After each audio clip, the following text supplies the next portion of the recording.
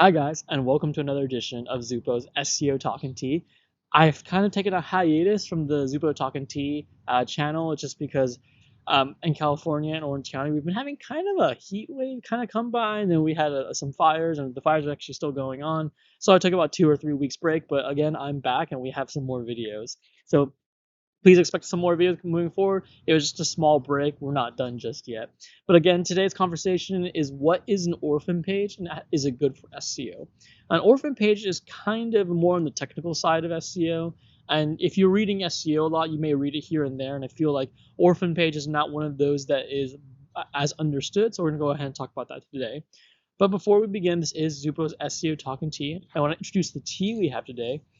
We have a tea, and actually this is not from Teavana. This is just an old casing that I'm using, but this is a green tea that was gifted to my family from our distant relatives in China. My father went back to China to go visit the country, and he reconnected with some of our clansmen from generations ago. We are about 6 generations removed from our family ever living in China, so it's pretty cool that he was able to meet his clansmen and have green tea. But I digress. Let's go ahead and get brewing and get talking. So, what is an orphan page? Let's go start there. What an orphan page is an orphan page is a page on your website that is not exactly accessible or navigatable from the home page or anywhere else on the site. So in the sense that most pages on your website can be navigated in some way or shape or fashion, whether that be through the site's menu, main navigation. Sometimes if you have blog posts, you go to the main navigation blog, click blog posts, and all your blogs are there. Generally, all pages can be navigatable from the home page or some other page.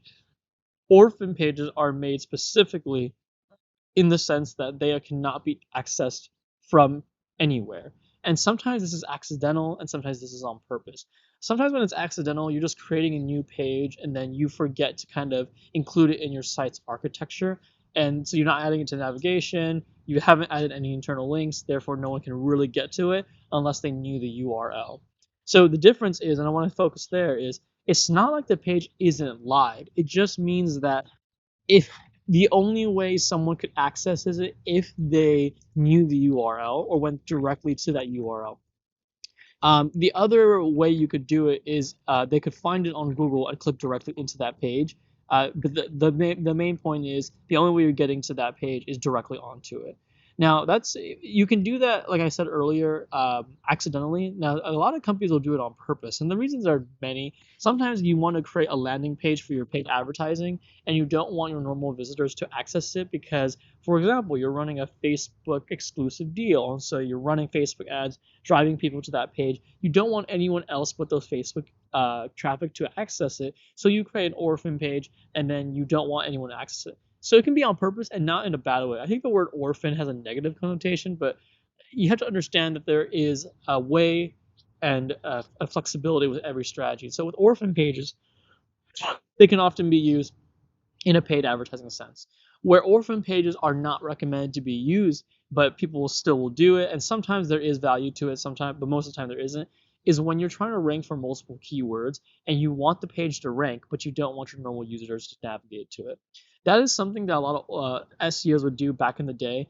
That has kind of fallen off mainstream SEO because Google has, shown that they don't like that kind of strategy. They don't want you creating pages purely for SEO purposes. They want pages that rank on their index to be a part of your website's architecture that people can navigate to. They can pretty much tell if you have many orphan pages that people can only navigate to if they knew the URL or if it's really difficult to. So in the case, you don't want to use orphan pages too much as an SEO strategy. And what I mean by too much, you don't want to create like 15, 30, 50 different orphan pages purely for SEO purposes.